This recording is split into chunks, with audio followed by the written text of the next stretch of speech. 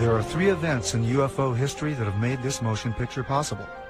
In the 1950s, Trevor James Constable unlocks one of the mysteries of UFOs. With the aid of infrared photography, he discovers the fact that some UFOs are invisible. By using infrared film in his cameras, he discovered UFOs that exist in a light spectrum that cannot be seen with the naked eye or photographed with conventional cameras. This opens a whole new aspect in the documenting of UFOs, and his discovery reveals some UFOs may be living creatures. He calls them critters.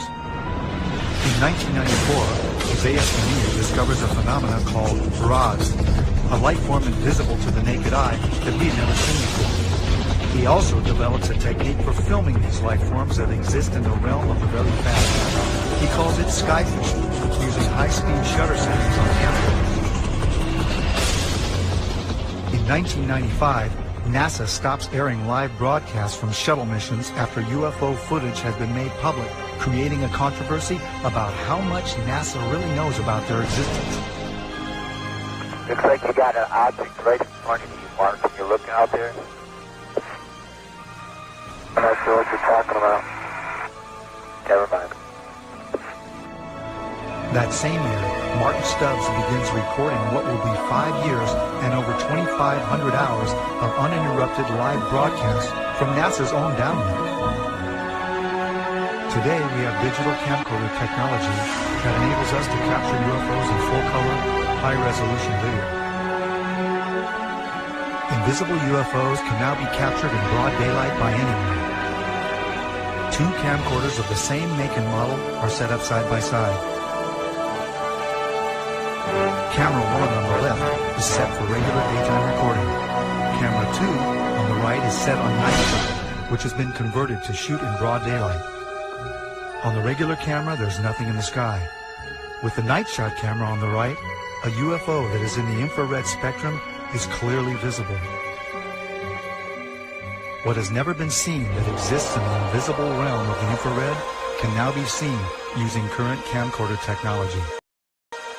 Using this new technology for filming UFOs invisible to the naked eye, someone out there will eventually capture the best UFO or ROD footage ever, and probably in high-definition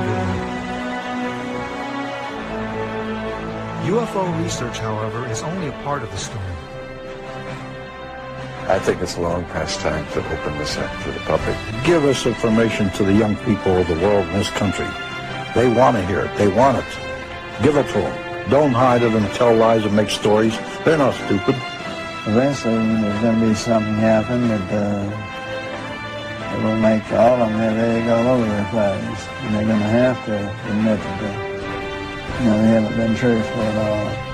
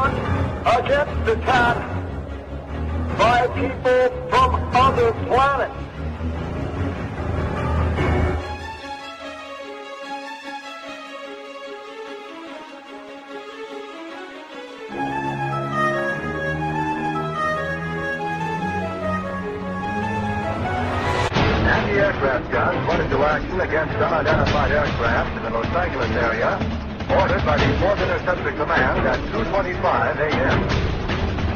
The unidentified object moved slowly down the Pacific coast from Santa Monica and disappeared south of Long Beach. Searchlights closely followed the object down the coast and kept it centered in their track. Shells secretly could be seen bursting near the object, but none appeared to hit it. The shooting stopped about 3:30 a.m. Approximately 20 minutes after the firing died down, the ship returned and headed westward from Long Beach toward Santa Monica. The guns went into action again, hurling round after round of shells at the object. The second barrage appeared to be closer to downtown Los Angeles, since watchers could hear the concussion of the guns more clearly, and the flash of bursting shells was brighter. Then the ship disappeared for the second time over the ocean. We return you now to CBS in New York. That was Byron Palmer on the West Coast.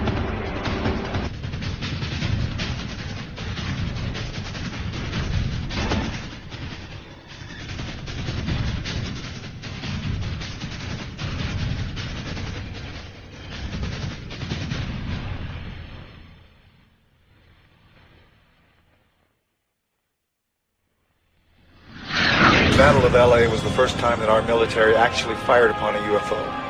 The next day, the military told the press it was nothing but a weather balloon. Another report was that they fired at nothing due to war nerves. The Army was not too pleased with these reports. If they could not bring down a weather balloon with almost 1,500 rounds fired and direct hits, then what would they be able to do firing at real enemy targets?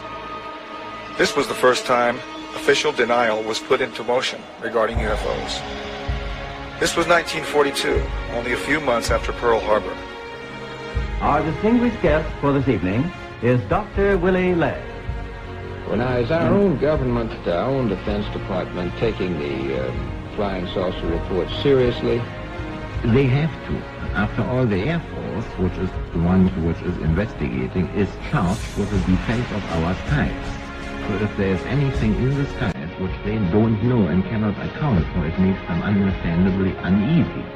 Major Donald E. Kehoe, a retired Marine Corps officer, insisted that the Air Force knew more than it was telling. We are being observed by some type of device which is ahead of us, far ahead of us, and is probably controlled by a highly advanced superior civilization. It has reached the point where many people in the Air Force have the same conclusion. In fact, the Air Force at one time had a top-secret estimate that these things were interplanetary spaceships. Right now, if you report having seen a flying saucer, you open yourself up to ridicule too, which is something.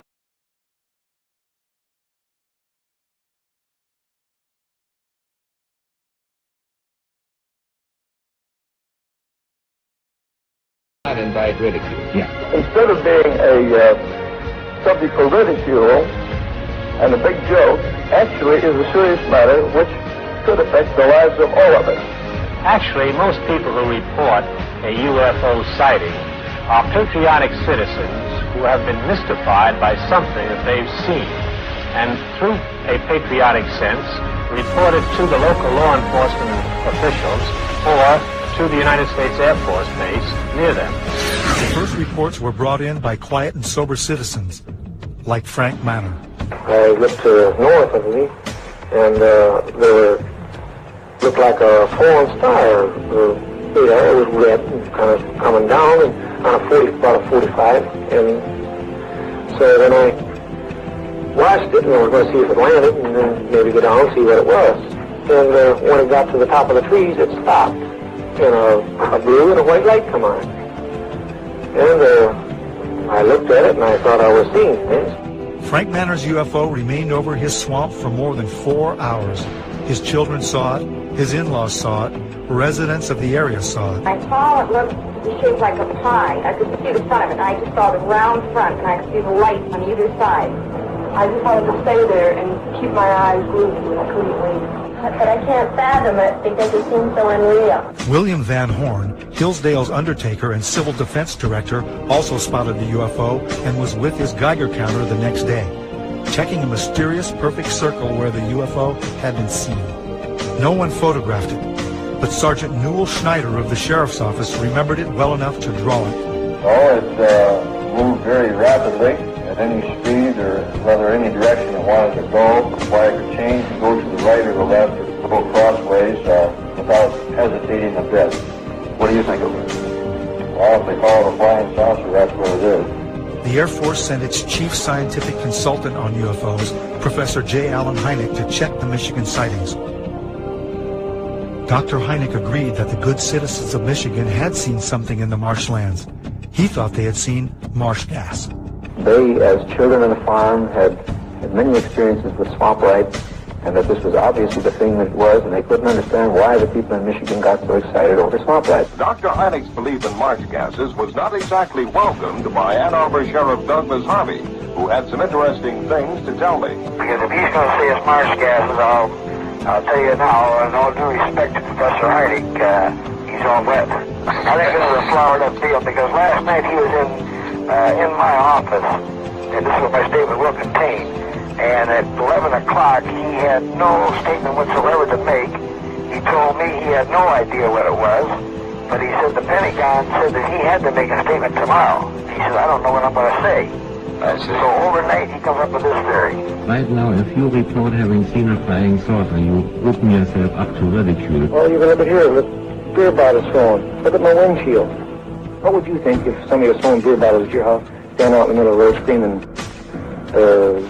you nut, you're fanatic, and all that? What would you think? You open yourself up to ridicule. Are you sorry now that you did tell people what you saw? Yes, I am. I'm sorry, because it's not it's not the truth, but it's just the idea, the reaction of the people. They think you're a nut. Tell you the truth, that's just what they figure you are. And I'm not going to take it no more. I don't want nobody down in here. I just leave me alone. You open yourself up to ridicule too, which is something which is deplored by the Air Force, is deplored by the Air Force, is deplored by the Air Force. If the thing lands right there by that pump, I'd never say a word. Then he got out and talked to me. I wouldn't tell nobody. That's just the way I feel. I'm bitter and distrusted in the whole matter.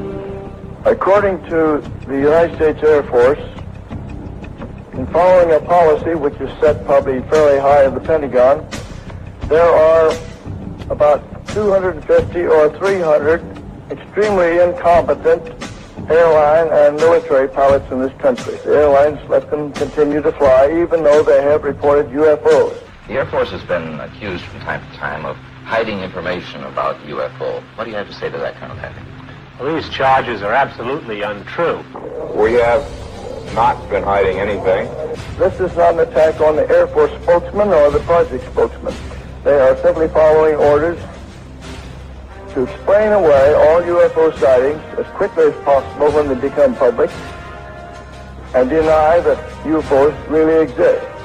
UFOs were fairly new, and even though there had been sporadic reports throughout the late 1800s and early 1900s, they were simply nothing to worry about. Flying saucers had been reported and photographed worldwide. They were not an issue because the sightings, although seen by pilots and close to Army bases, did not seem to pose any kind of threat. They were simply passed off as strange lights or sightings of atmospheric and weather anomalies by untrained civilians who were seeing things that were easy to explain. After the attack on Pearl Harbor, it became apparent that our military needed to control who or what flew into our airspace. Radar was the newest technology for detecting anything in our skies that was not acknowledged to be our aircraft. The Battle of LA was an example of an unknown aircraft that was immune to all that our anti-aircraft guns could deliver. Nothing could bring this one object down. What was our military going to do to control this unknown threat? What would happen if the public found out these things were real and there was nothing we could do to stop them? The only solution was to deny that there was any kind of threat from something we had no control over, something we could not stop. The solution included an official denial that would last over 60 years. The Air Force and the CIA hired and commissioned the top astronomers, scientists, and experts of those times to become the authorities on the subject of UFOs. These experts appeared on national radio and television and gave the naive, gullible, and patriotic public the myth about UFOs. Astronomer Thornton Page was on a CIA committee that investigated UFO reports in 1952. Its conclusion? No evidence of UFOs. Even highly regarded astronomer Carl Sagan was placed by the Air Force as a consultant on a scientific panel to deny the existence of UFOs.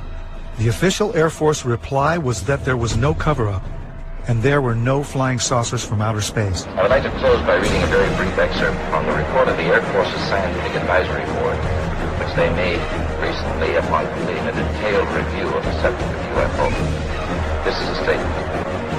The committee concluded that in the 19 years since the first UFO was sighted, there has been no evidence that unidentified flying objects are a threat to our national security.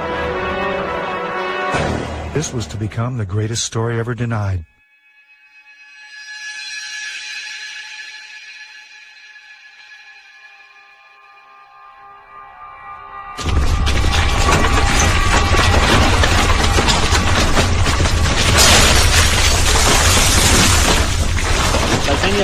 Los Angeles, my brother and I were devastated by the Northridge earthquake. I was awake that morning making final edit decisions on a film that we had been working on for the past year. Our film and video editing studio was destroyed, so we had to finish cutting the film at one of the labs in Burbank. We didn't realize that the earthquake was only the beginning of what would become one of the many life-changing events that were about to unfold. We decided to go home and visit our family for a while before coming back and starting all over again. We went back to Roswell, New Mexico, which is our hometown, and a couple of months later we filmed the first broad daylight footage ever taken of UFOs over the Roswell area. We compiled an enormous archive of broad daylight UFO activity at Midway, which is where we all grew up, and which is located just 9 miles south of Roswell. Midway is also the place where the rods phenomenon was discovered. A mysterious object.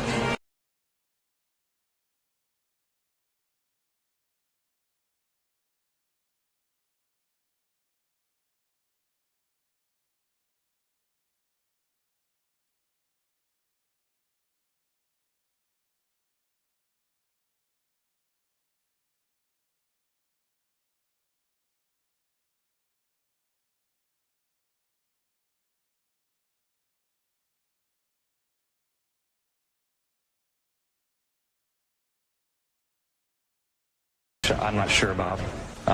These biological creatures that live in the upper atmosphere, which sounds strange, that we haven't discovered yet because they just move too fast for us to see. It doesn't. So somebody's telling you that thing is an animal. Yeah. This guy Jose Escamilla, he's been researching these for like 8 years. He has a website, and that's what he thinks. It's amazing. No telling what these things are going to teach us once we catch a specimen and investigate what its makeup is. But it's an incredible phenomenon. Whatever these things are, they've mastered the ability to travel through both mediums as if there's nothing really there. It's like traveling through dimensions. The rods are just one part of an enormous panorama of life that is veiled from normal human sight. You found that by using an extremely fast shutter, you could slow down and objectify something that would otherwise elude the photographic process. But that doesn't mean that they're not there. It just means that you need a device, an apparatus that will remove an optical limitation that you have. We don't reject the microscope because the microscope intensifies the power of human sight. Without it, the world of the microbe would not exist. But that wouldn't alter the fact that our entire environment, our entire living scenario, is really conditioned upon what happens in a domain that we cannot see directly. In my opinion, the same thing applies, and this will be verified in years to come, at the upper border of nature. But I realized at this point that it's very secret, that it was kept secret, because I asked him, what are you going to do with this piece of information? And he said, we always airbrush these out before we sell them to the public. So they're pesky little creatures appearing on this photograph they wanted to get rid of. This is a fact of the matter. We were really not sure after John flew whether or not there were critters, living critters out there somewhere.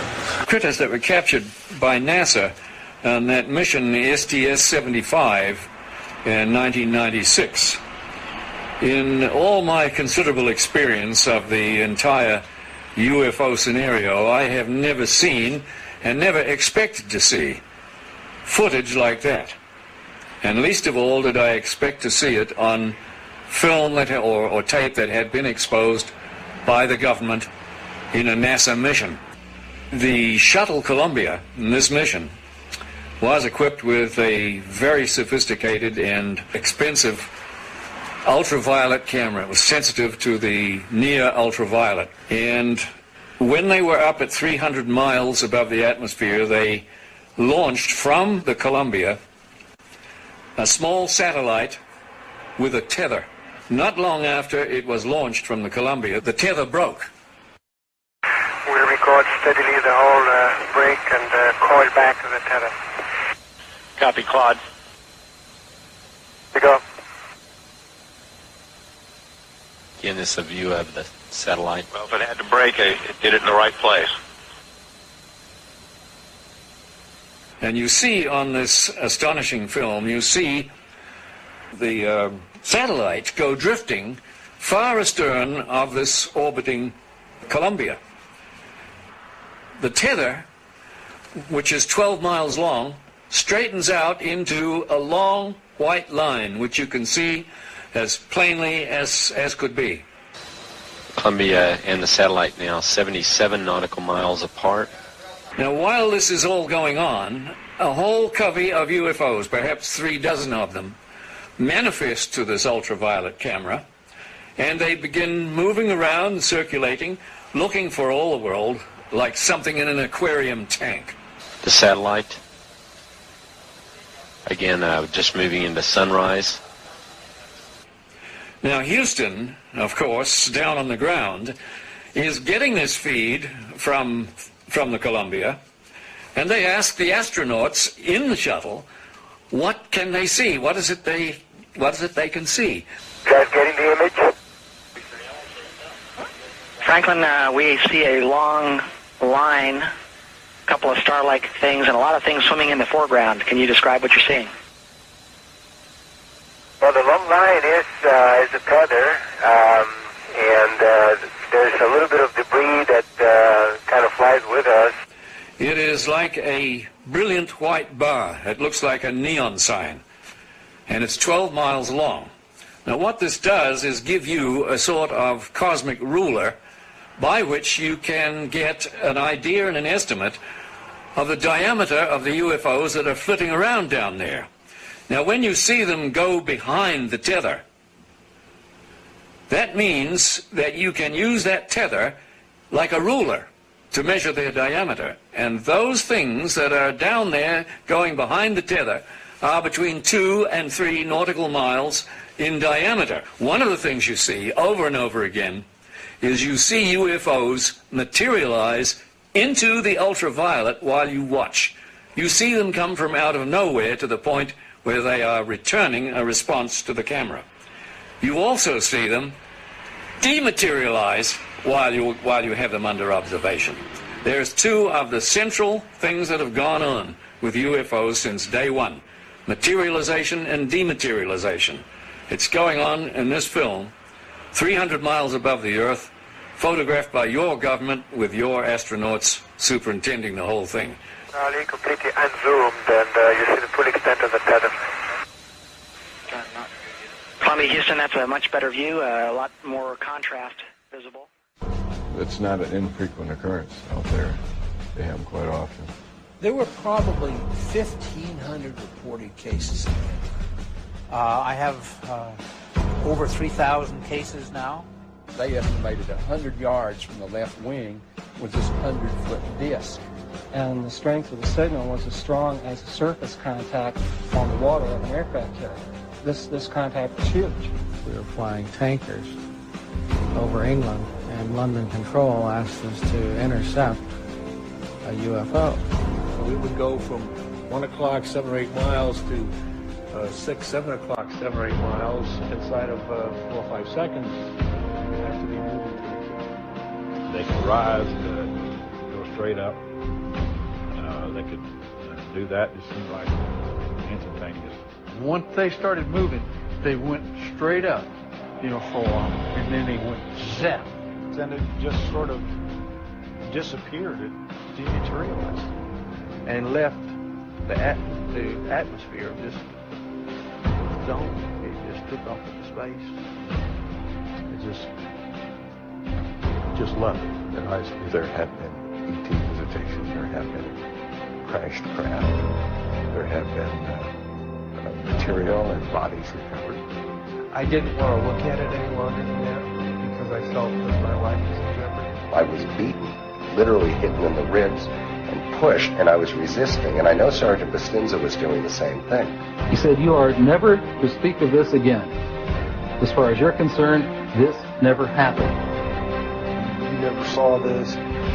I don't exist, and this situation never happened.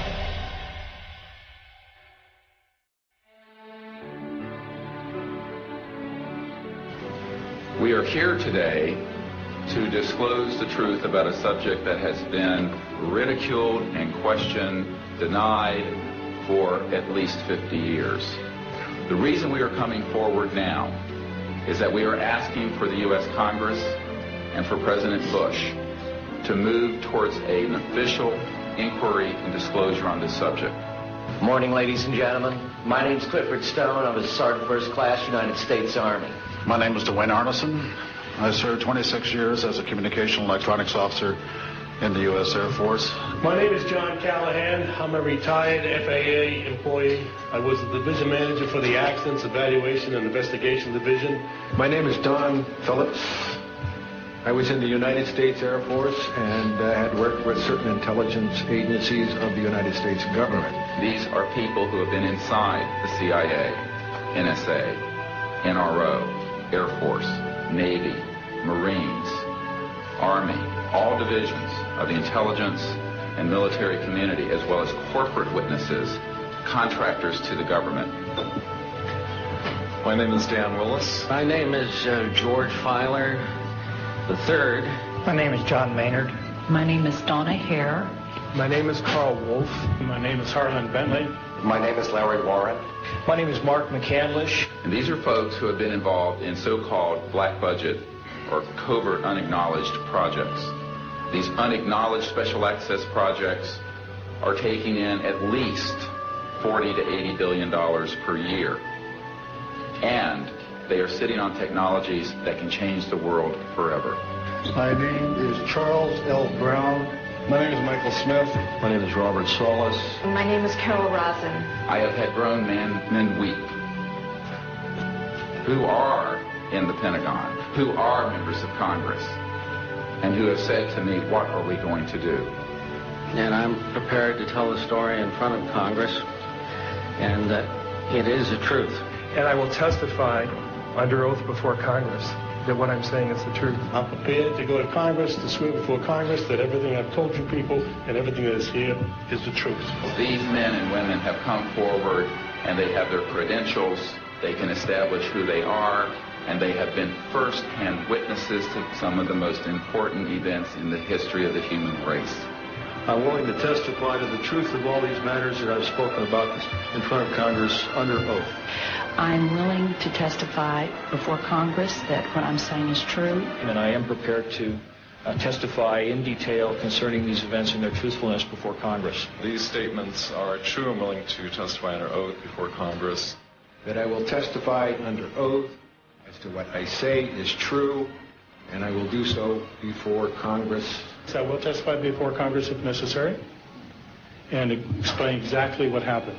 And I will testify before the Congress under oath about everything I have said and more. I have personally briefed a sitting director of Central Intelligence, James Woolsey, President Clinton's first CI director.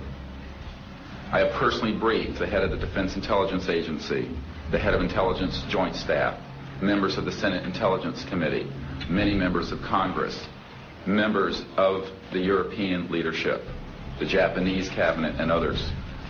And what I have found is that none of them are surprised that this is true, but they are uniformly horrified that they have not had access to these projects. A lot of people talk about conspiracies over a shadow government. I'm willing to testify before Congress that these black operations do exist.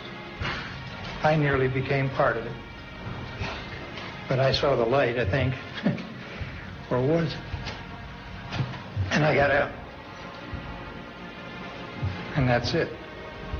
We have to disclose what we know. And I am willing to testify before Congress under oath, or before any other organization, that what I witnessed is true. This whole project of bringing this out in the open will probably take other people too. But myself, I'm 73 years old, and I've had a good life and no regrets, and I've loved this country, and I've been a Christian all my life since I was about 11 years old, and so I believe God wants this known, and I believe the cosmos wants this known. I know we're not alone in the universe. I know that the absence of evidence is not evidence of absence. It's evidence that has been denied to the American people.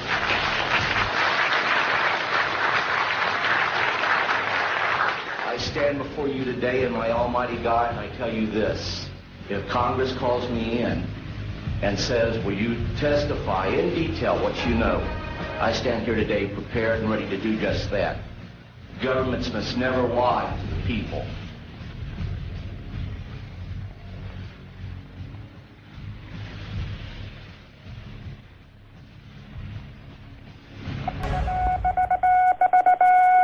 Headline edition, July 8, 1947. The Army Air Forces has announced that a flying disc has been found and is now in the possession of the Army. Army officers say the missile, found sometime last week, has been inspected at Roswell, New Mexico, and sent to Wright Field, Ohio, for further inspection.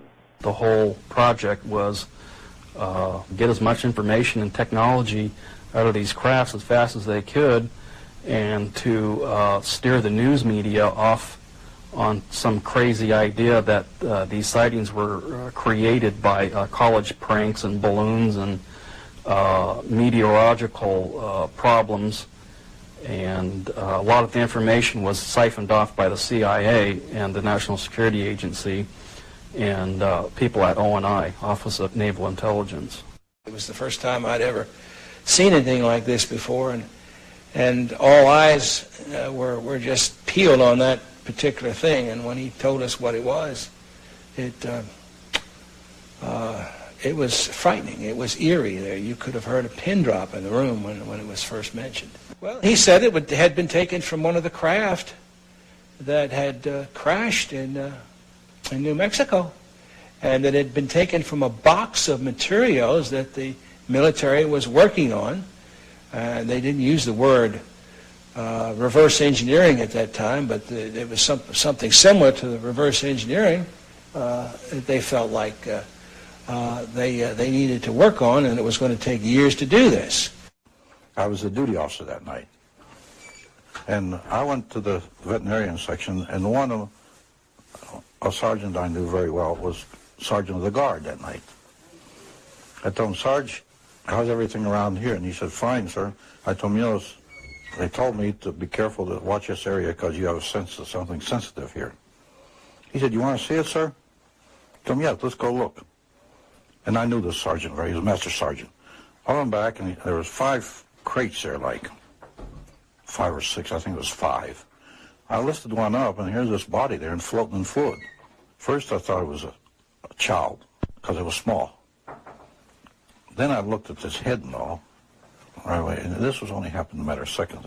Then I put the end back down, and the head was different, the arms were spindly, the body, it was gray. So right at that moment, I figured, I don't know what this thing is.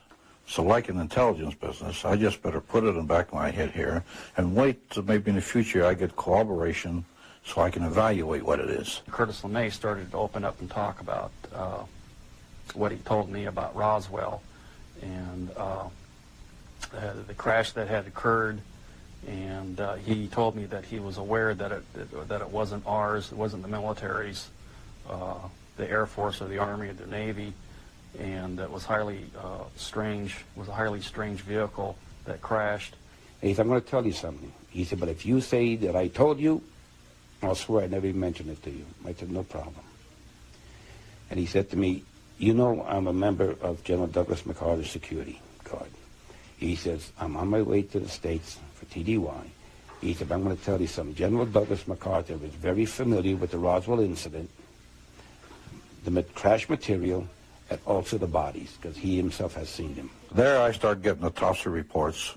I started getting other crash reports, the artifacts I got. And I did get one time a report that NSA was getting signals from space, which were not just space noise or, or unscrambled or something you couldn't read. They were really very perfect and looked like something was guiding them. There was a real message. We were never able to decode it. This was a very coordinated message. It wasn't just noise coming. It was a pattern. The one person I happened to meet and took quite a shine to, and he to me, was a Dr. Adolf Raum. Just a little background on him, he was from Switzerland originally. He was on their first A-bomb test in the U.S. He knew Dr. Oppenheimer personally, and just a fine, fine gentleman. One night after supper and after a few martinis, I jokingly asked Adolf, I said, what do you know about the little gray men that are supposedly on ice here at Wright-Patterson? And I can distinctly recall his face turning ashen white. His voice got very stern, and he said, Arnie, he says, all I can tell you is that they were not weather balloons, and we will not talk about it again. You understand? And there was no uncertainty in my mind that we wouldn't talk about this further. We can safely say that, yes, there were some captured craft in Roswell, New Mexico, and yeah, they were real. And yes, we really did get some technology from them. And yes, we really did put it to work. How many bodies have been recovered? Don't know. How many crashes have occurred in which we only got debris from because they came and did their recovery before we got there? Don't know, but it has happened. It has happened. When they have problems, just like we send out a distress call, they send out a distress call, which is something that a lot of people don't allude to or don't even... It's the one question that's never asked. But here again, we think of them as something intangible, like that stuffed animal there. But they're living, breathing creatures, as mortal as you and I. They think, they have loves, they have likes, they have dislikes, they have social culture. This is so important to try to make people understand that that is the case. There were more crashes than Roswell, but people don't understand is that there was one in 1948, and there was another one in 1949.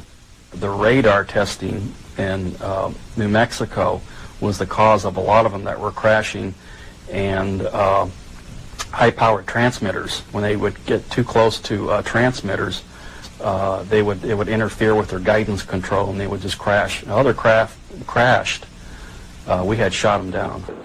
As an example of some of our precision, we have here a photo of an object re-entering the Earth's atmosphere.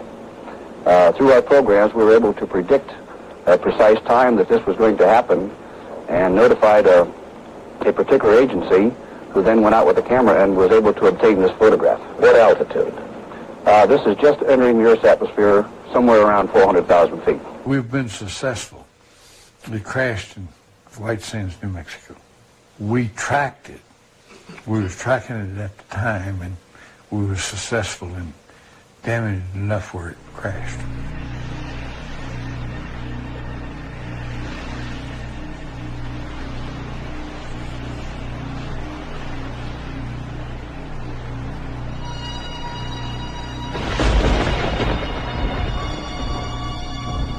I can verify, corroborated by the people that I have worked with and do work with now. I made a comment that was really funny at that particular point. I didn't really connect it with anything until later. He says, you have no idea at all what we're about, do you? And I told him, no, sir, I don't. He says, well, someday the technology will be out there that has been totally back-engineered. Went right over my head at that particular point. When we gave the information out, we gave it out, and and insisted they take the patents. But also we put a little bit of a requirement on that. Requirement, feed it back to us for the competitive edge of the Army. Take the patents, make all the money you want, but give it to the American people and give it to the world. The Japanese, they interviewed me, and I told them when we put the integrated circuit out, we also gave it to you. Also had fiber optics laying there. They didn't know what these things were. They figured they were wires of some sort, but didn't know how they operate. The interesting thing that shows you that we have not achieved the point of where these fiber optics are is my dad would also hold them in his hand, and when he closed his hand around them, the ends would be glowing. So this means they contain their own energy. Hey, well, why would you need a fiber optic system in a spaceship? Well, okay, if suddenly everything in the vehicle suddenly becomes mass canceled, and even the electrons become mass canceled, it means that all of the telemetry that's going through your system is going to go out of haywire. It's going to be like suddenly the system goes through a phase change and everything's superconducting. Why use fiber optics? Because photons have no mass, supposedly. So they're unaffected. So it means that any information, any telemetry that you send back and forth to your computer, it doesn't matter if the computer functions at the superconducting level because it just makes it faster, more efficient, smarter.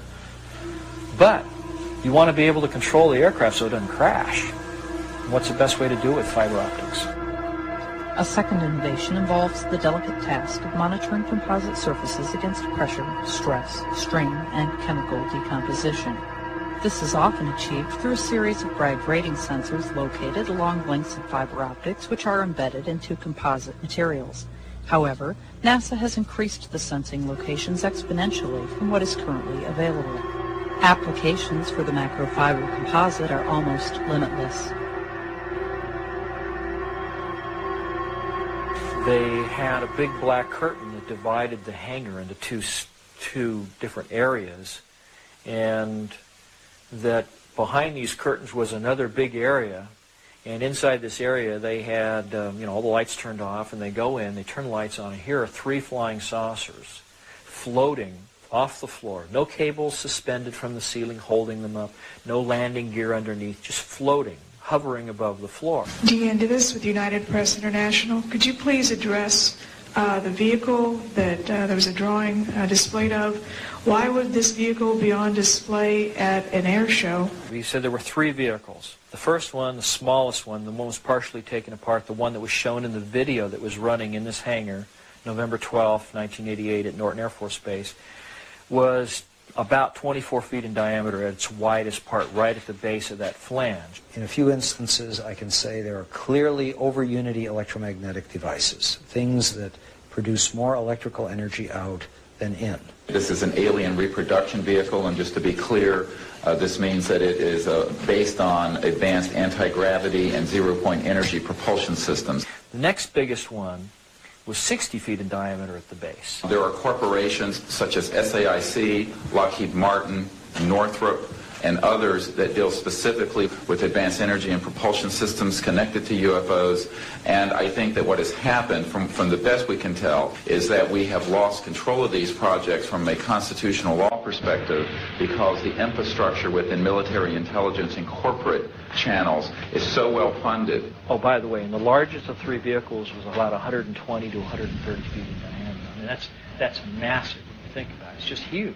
The reason it's called alien reproduction vehicle is that it's based on the study of extraterrestrial vehicles, but it is manufactured by human military intelligence, aerospace contracting arrangements. We are not in Kansas anymore.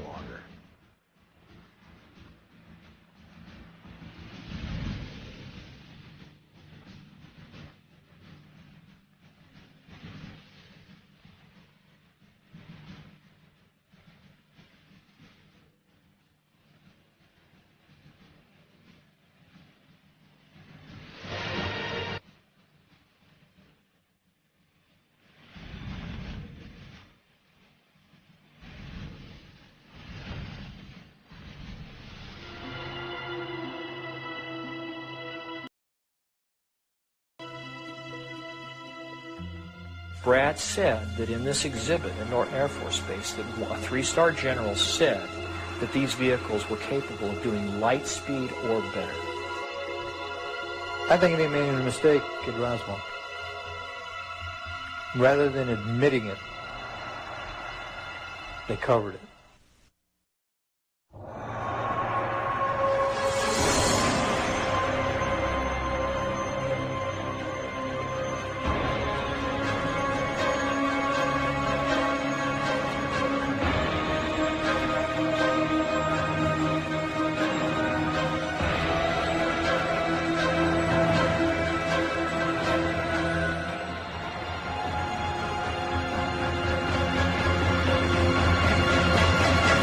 Our moon is an object that exists in our immediate space.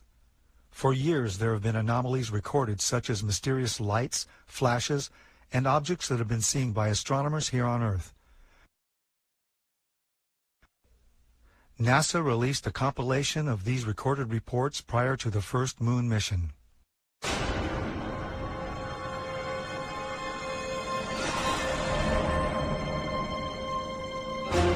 Gemini 7 here, Houston, how do you read? Last clear, 7, go ahead. Contact you at 10 o'clock high. This is Houston, say again, 7? I said, yeah, report you at 10 o'clock high. Right here. Billy Control here again. The reference in that conversation was bogus. It was Foreman who reported citing the bogus. This is Gemini Control Houston at 4 hours, 24 minutes into the flight. Well, as far as the moon is concerned, I think they found when they got up there that there was already somebody there. And I wouldn't want to say any more than that. But they got out of there and they haven't been back.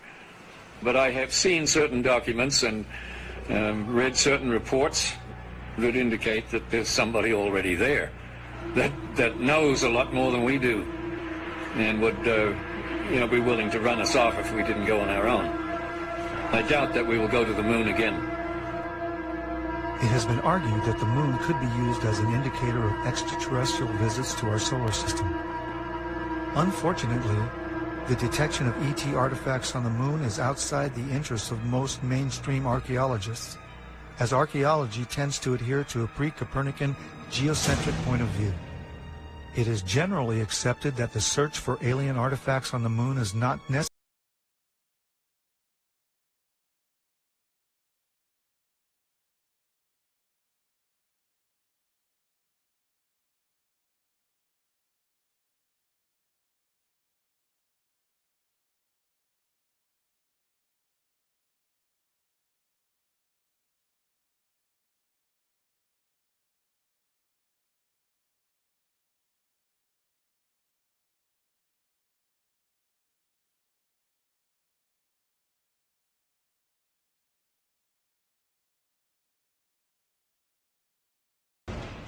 In 1962, Carl Sagan spoke on the possibility of discovering alien artifacts on the moon, stating that forthcoming photographic reconnaissance of the moon from space vehicles, particularly the far side, might bear these possibilities in mind.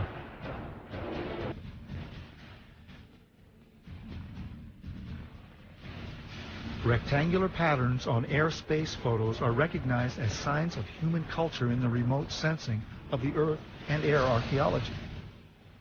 It seems reasonable, then, to search for rectangular patterns on the moon or on Mars.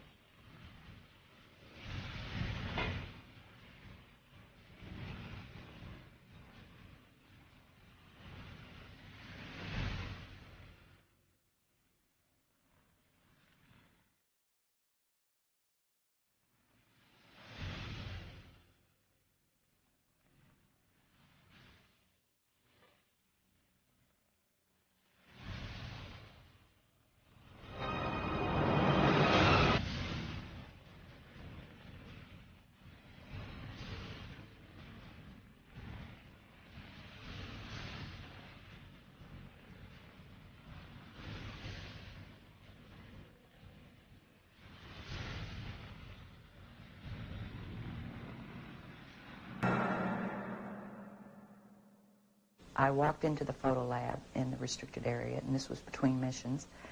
One of the gentlemen I had been friends with, and I still talk to occasionally, he pointed to one area of this mosaic. It was one panel of a mosaic with a smile on his face. He said, "Look over there." And I looked, and in one of the photo panels, I saw a round white dot. And at the time, it was very crisp, very sharp lines on it. And I said to him, what is that? Is that a dot on the emulsion? And then he's grinning, and he says, dots on the emulsion don't leave round shadows on the ground. And there was a round shadow at the right angle, at the correct angle, the sun shining on the trees. I saw pine trees. I didn't see a coastline. I don't know where this was. And I said, "Is this a UFO?" And he's smiling at me, and he says, "I can't tell you that. I can't tell you that." What I knew he meant was it was, but he couldn't tell me. So I said, "What are you going to do with this information?" And he said, "Well, we always have to airbrush them out before we sell them to the public." In 1965, in mid-1965, I was loaned to the Lunar Orbiter Project at NASA on Langley Field. They had problems with a piece of electronic equipment that was bottlenecking their production of photographs. I was taken into the laboratory where the equipment was malfunctioning. The Airman Second Class was in the darkroom at that time. I was also an Airman Second Class. About 30 minutes into the process, he said to me in a very distressed way, "By the way, we've discovered a base on the backside of the moon." And then he proceeded to put photographs down in front of me, and clearly in these photographs were structures, spherical buildings, and towers.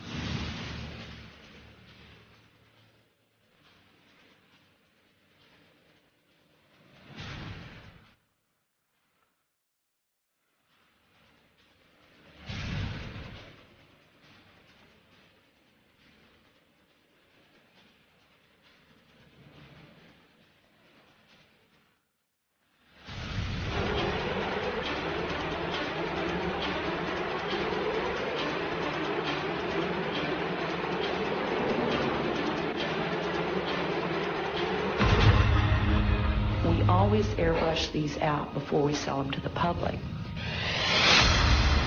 Mosaics and showed this base, which had geometric shapes. There were towers, there were spherical buildings, there were very tall towers, and things that looked somewhat like radar dishes, but they were large structures. If I compare it to what I'm seeing now, because I do have photographs that have artifacts in them that are similar to what I saw, they're massive. Some of the structures are, half a mile in size. So they're huge structures. Some of the buildings seem to have very reflective surfaces on them. A couple of structures that I saw reminded me of cooling towers at power generating plants. They had that sort of a shape. Some of them were just very, very straight and tall with a flat top. The particular shot that I saw, there were several clustered together over a landscape, a fairly large landscape.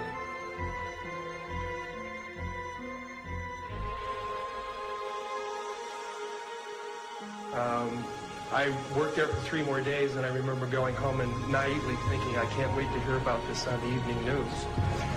And here it is, more than 30 years later, and I hope we hear about it tonight. And I will testify under oath before Congress that what I'm saying is the truth.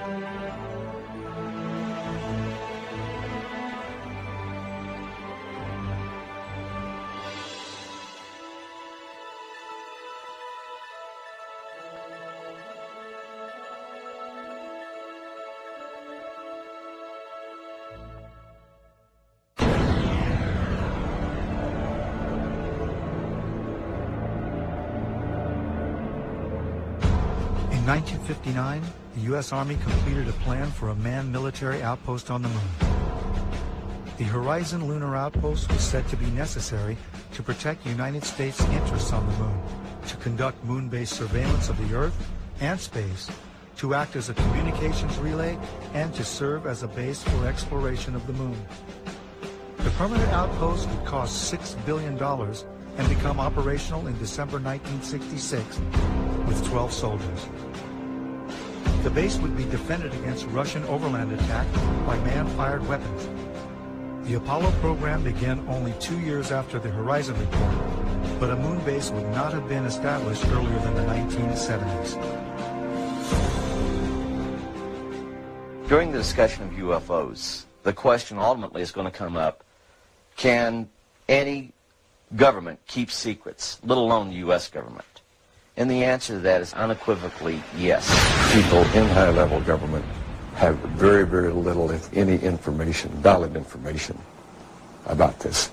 Most have no more knowledge than the man in the street. There's always been what they call the need to know. They keep pretty much each organization an island unto itself.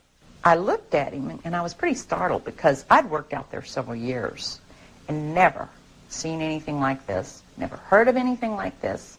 I had a top secret crypto clearance, and I could go into areas where my commanders, some commanders, could not even get in. He was a civilian, but had done a lot of work with NASA on a lot of committees and what have you. And I think his problem was the fact that he hadn't heard about this. They can't get in there because they don't have the need to know, even though they have the same clearance as the guy that gets to go in there. He knew that he was very important because he was on a lot of committees in NASA. And since he was very important but hadn't heard about this thing, this couldn't be true. The UFO secrets can be kept secret from other people who have the same security clearance. And the truth is, they have hidden things like UFO and extraterrestrial information from us for years. Not just the current era, but back before the 1900s. There's about 38 levels above top secret. The highest is cosmic. That's, okay, I'll tell you right off now, that's UFOs, aliens, and particleization. Now, like you heard a while ago, there's only probably about 25 people in the world that know things that are known at that level. No president has had that level, has ever been cleared for that level. Eisenhower was the closest. Eisenhower wanted somebody to be in charge. He tried the CIA director, and it didn't work. CIA was working primarily for itself. Most of the intelligence directors of the services were working for themselves. What happened was Eisenhower got sold out. I think that he realized that all of a sudden this matter is going into the control of corporations. He realized that he was losing control. He realized that the phenomenon of whatever it was that we were faced with was not going to be in the best hands, and those were the, as far as I can remember, that was the expression that was used. It's not going to be in the best hands. In the councils of government, we must guard against the acquisition of unwarranted influence, whether sought or unsought, by the military-industrial complex. The potential for the disastrous rise of misplaced power exists and will persist. We must never let the weight of this combination endanger our liberties or democratic processes. We should take nothing for granted. Only an alert and knowledgeable citizenry can compel the proper meshing of the huge industrial and military machinery of defense with our peaceful methods and goals. And so it was organized under the name the NRO. You couldn't mention NRO. NRO, National Reconnaissance Office, basically run by the Air Force. The Reconnaissance Office, from my understanding of people that I've had contacts with since I retired, has taken on a lot more responsibility, particularly towards UFO and extraterrestrial activities. You could say that they picked up where Blue Book dropped off. If you're on that level, there's an organization worldwide called ACIO. That's Alien Contact Intelligence Organization. If you pay your dues and you follow the rules, you can benefit, your government is allowed to benefit from that organization's information. Henry Kissinger headed some sort of a study group back in the 50s to study the ramifications of this information if it had leaked through a credible source. In fact, Jimmy Carter was not brought into the loop. They, for some reason, the group, the control group, they don't trust the guy for some reason. They don't trust Jimmy Carter. They were afraid that he would come out and make statements, blanketed statements to the news media. I was contacted by Ms. Marcia Smith, who was the director of the Science and Technology Division of the Congressional Research Service. She asked to meet with me, and I met with her, and she informed me that President Carter, upon taking office in January of 1977, held a meeting with then the Director of Central Intelligence, who was George Bush Sr., and demanded that the Director of Central Intelligence turn over to the President the classified information about unidentified flying objects and the information that was in the possession of the United States intelligence community concerning the existence of extraterrestrial intelligence. This information was refused to the President of the United States by the Director of Central Intelligence, George Bush Sr.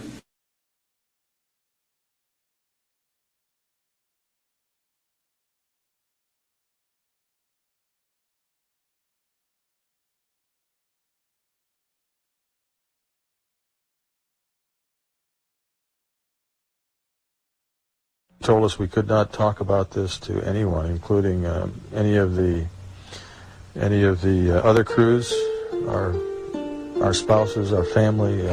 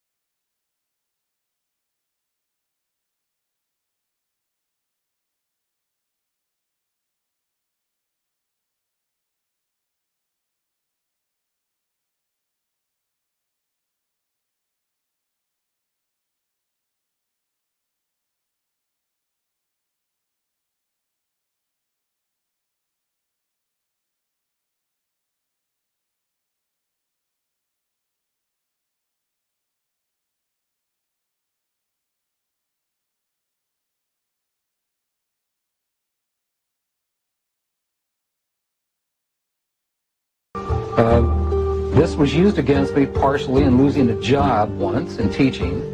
I've had a hell of a time after I've told this story, but I continue to tell the story because I think it's important for people to understand that this sort of shit goes on in the government. He was sorry he wrote the book.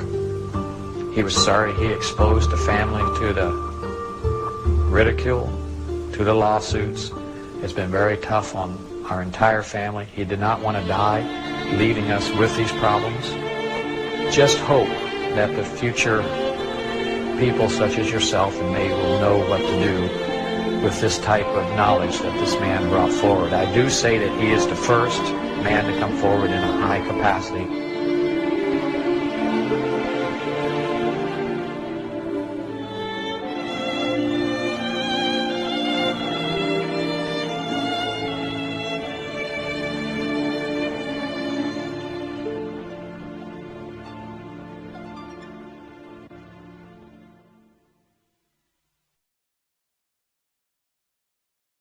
Measures have been taken by agencies to terminate people who appear to be inconvenient or troublesome through knowing too much. I would go interview people that claimed they had seen something and try to convince them they hadn't seen something, or they were, hallucinating or something. Well, if that didn't work, another team would come in and give all the threats and threaten them, their family, and so on and so forth. And they would be in charge of discrediting them, making them look foolish, or so on and so forth. Now, if that didn't work, then there was another team that put an end to that problem, one way or the other. Secretary of Defense Forstall was the first real powerful known person that was eliminated because he was going to release the information. And nobody has ever paid for that crime. That crime had never been really thoroughly investigated by forces to see what happened to him.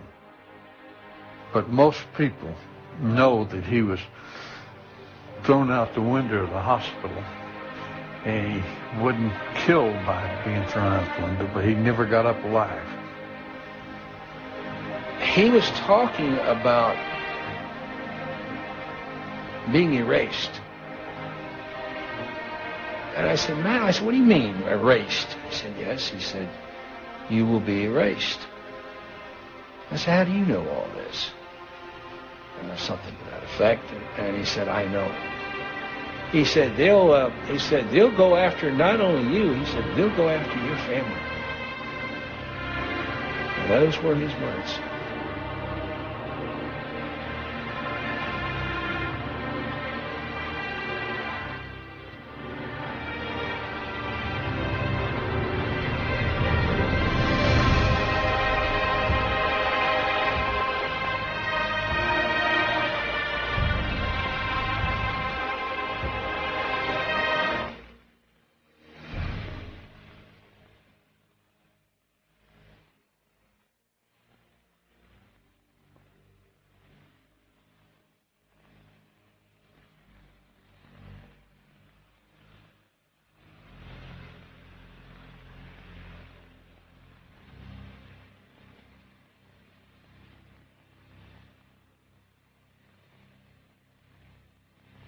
And they're yelling at me, and they're hollering and cursing, and you didn't see anything, and we'll do you and your whole goddamn family. And they're it was basically that for about 8 or 9 hours. They're just off on their own. There's no oversight, no control. They just do whatever they want. They don't. And they're evil, man. These people are evil. Basically, it's an oversight group intermingled with the National Security Council and the National Security Planning Group. They have full control. They have no congressional oversight whatsoever. They answer to nobody except for the President of the United States. But they're trying to push it aside away from the President. When I was a corporate manager of Fairchild Industries in 1974 through 77, I met the late Dr. Werner von Braun in early 74. At that time, von Braun was dying of cancer. But he assured me that he would live a few more years in order to tell me about the game that was being played, that game being the effort to weaponize space. Weapons in space is still a big enigma. Black covert operations have always been trying to do something like that. Von Braun's purpose in life during the last years of his life, his dying years, was to educate the public and decision makers about why space-based weapons are dumb, dangerous, destabilizing, too costly, unnecessary, unworkable, undesirable. The strategy that Wernher von Braun taught me was that first the Russians are going to be considered to be the enemy. In fact, when I met him in '74, they were the enemy, the identified enemy. We were told that they had killer satellites. We were told that they were coming to get us and control us, the dirty commies, that whole story. First, the Russians were the enemy against whom we're going to build space-based weapons. The ballistic missile defense system is probably a pipe dream in the sense that if what it's designed for is that you know where it's coming from. And when we had Russia, there was a 50-50 chance that you knew about where it would be coming from. In 1977, I was at a meeting in Fairchild Industries in a conference room called the War Room. And in that room were a lot of charts on the walls with enemies, identified enemies, names that people had never heard of, names like Saddam Hussein and Gaddafi. But we were talking then about terrorists, the potential terrorists. No one had ever talked about this before. But this was the next stage after the Russians against whom we were going to build space-based weapons, these terrorists. They wanted a weapon system they could put in space that would stop a ballistic missile. That was the concept. This is 1977. And they were talking about creating a war in the Gulf region when there was $25 billion in the space-based weapons program that yet had not been identified. It wasn't called the Strategic Defense Initiative, at least, until 1983. This weapons system then had obviously been going on for some time that I didn't know anything about. When Star Wars was brought out as an idea, which was before Reagan actually, and incorporated into his administration, it became pretty much a window dressing, as one people would call it, but there was a lot of truth behind what they were trying to do. They knew the basic principle of what they wanted to do. So I stood up in this meeting in 1977 and it said, I'd like to know why we're talking about space-based weapons against these enemies. I'd like to know more about this. Would somebody tell me what this is about? Nobody answered. They went on with this meeting as though I hadn't said anything. We heard a lot about terrorism. Then we were going to identify third world country crazies. We now call them nations of concern. With the rogue nations we have today, it's absolutely ludicrous. But he said that would be the third enemy against whom we would be needing to build space-based weapons. And the next enemy was asteroids. Now at this point, he kind of chuckled the first time he said it. Asteroids, against asteroids we're going to build space-based weapons. So it was funny then.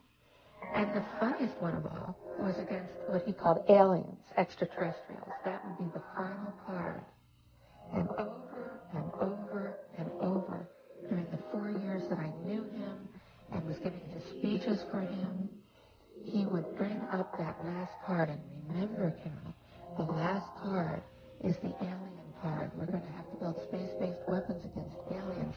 And all of it, he said, is a lie.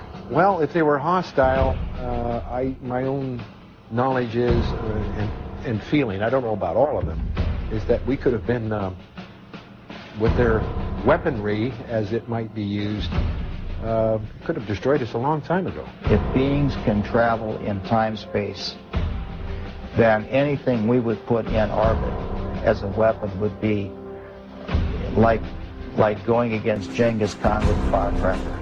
Now, some would like for us to believe, like to develop the idea that the aliens and people are our enemy now. But that's not true. I noticed the satellite's positionings. Now, this is supposed to be a system that tracks radar anomalies on Earth, right? You know, the whole thing, movement. Yep, that's what it does. And he says, why are half of them pointed towards the outer space? Towards the moon, towards areas that are just blank space. I have concluded that I'm fighting against the clock. That I have but a short time to try to convince people that we are moving in an avenue where we are going to militarize space. As a result of militarizing space, we are going to acquire new technology. We're going to evolve new technology. At least half of those satellites you got up there aren't looking at Earth. He had to receive several transmissions from the Pentagon and from other satellite monitoring stations of the NSA that they were tracking ETVs, extraterrestrial. That stands for extraterrestrial vehicles. I said, what are they looking for? He says, well, you got to have a meeting to know about that. We put nuclear weapons out in space as a line of defense, and we was ready to blow them up if they started in. He didn't mention a timeline, but he said that it was going to be speeding up faster than anybody could possibly imagine.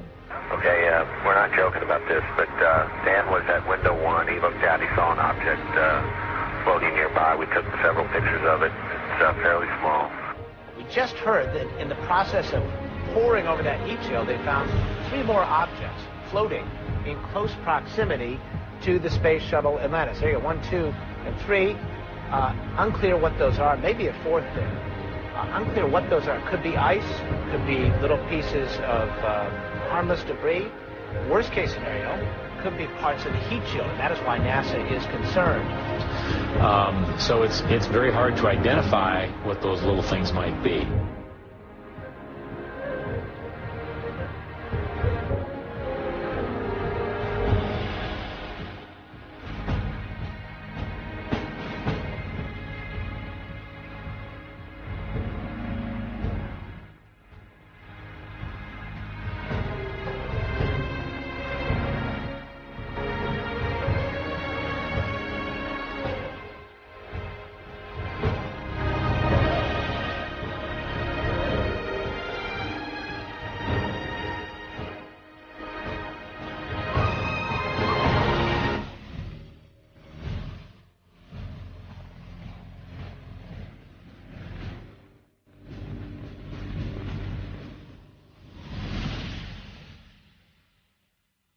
We are going to acquire new technology. We're going to evolve new technology that's going to lead us into interstellar travel. As a direct result, we will become a threat to them unless we spiritually grow also. Air Force Space Command, Masters of Space. June 9th, 2006. Air Force Space Command was crucial in Zarqawi hit. Air Force Space Command news release. Air Force Space Command delivered space combat effects for the precision strike that resulted in the death of terrorist leader Abu Musam al-Zarqawi, head of Al-Qaeda in Iraq. A global positioning system-aided GBU-38 Joint Direct Attack Munition was one of the 2 munitions used in the bombing of Zarqawi's last safe house. An artist's concept shows a GPS satellite orbiting Earth. We have to credit Lockheed Martin for this one, folks. Once again, GPS-aided munitions played a significant role in the success of an important operation, said Brigadier General Donald Alston, Director of Air and Space Operations, or AFSPC. We provide communications, navigation and timing, intelligence, surveillance and reconnaissance, and missile warning. Our mission is 365 days a year, 24 hours a day, 7 days a week, providing space effects to the warfighter, said Vice Commander Major General Thomas Taberny. Air Force Space Command, Masters of Space. President George Bush is expected to issue a directive in the next few weeks giving the U.S. Air Force a green light for the development of space weapons, potentially triggering a new global arms race, it was reported yesterday. The new weapons being studied range from hunter-killer satellites to orbiting weapons using lasers, radio waves, or even dense metal tubes dropped from space by a weapon known as rods from God on ground targets. Space warfare experts said they expected the Bush administration directive to signal a shift in attitude towards exploring ways of affirming U.S. dominance in space militarily. In a memo that I wrote to President Bush last week, I stated that this campaign will persist until our goals are met, and they are as follows. That we have open, honest hearings on the subject in the U.S. Congress. That there be a permanent ban on the weaponization of space or the targeting of any objects of extraterrestrial origin. That there be a full and complete study of classified technologies connected to this subject, specifically technologies connected to UFO and extraterrestrial vehicles. If declassified and used for peaceful energy generation and propulsion, would solve the looming energy crisis definitively. You don't need cars unless you got an internal combustion engine. Well, if you have one of these units, you know, that's about 16 inches long and about 8 inches high and about 10 inches wide, then you don't need to plug into Kit Carson, the local electric company. It burns nothing, no pollution, okay? It never wears out because there's no moving parts. Denny Klein uses an alternative fuel source once thought impossible. He says people still have trouble believing him when he reveals his liquid fuel. Water. Take water and electricity, and we break it down through our very unique electrolysis process. Klein has just patented his process of converting H2O to HHO, producing a gas that combines the atomic power of hydrogen with the chemical stability of water. It turns right back to water. You see the water running off of it. Klein originally designed his water-burning engine for cutting metal. He thought his invention would replace volatile acetylene in welding factories. And then one day, as he drove to his laboratory in Clearwater, he thought of another way to burn his HHO gas. On a 100-mile trip, we use about 4 ounces of water.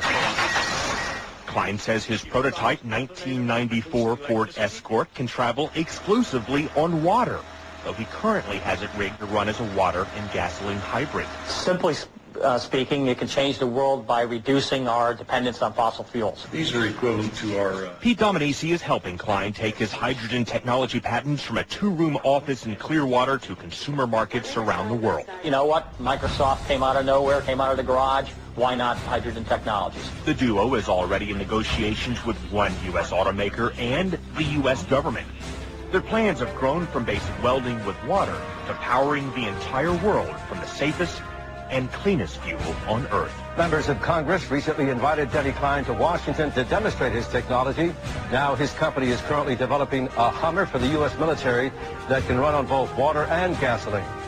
I have concluded that it's based on a few people making a lot of money and gaining power. We have cartels. We have a whole set of cartels in an area, interlocking corporations, and behind this we have a few people who are quite wealthy and who own most things. It's about ego. Everybody's trying to be the big monkey. It's really as simple as that. Who's control of petroleum of the world? A lot of people think that Iraq, Iran, and so on and so on. They don't. They don't. We control it. Us and the British interests and the other world interests. Well, some people refer to this the secret government.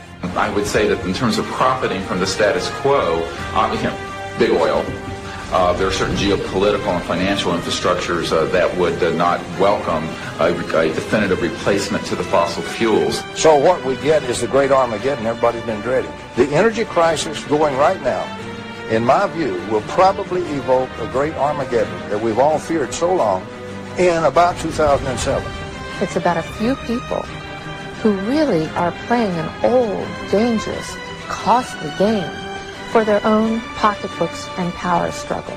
People in power right now don't want us to know is that this free energy is available to everybody. I will tell you, and we can prove this with other scientists who are ready to come forward, that we already have a complete replacement for any fossil fuels or ionizing nuclear power plants. We don't need them.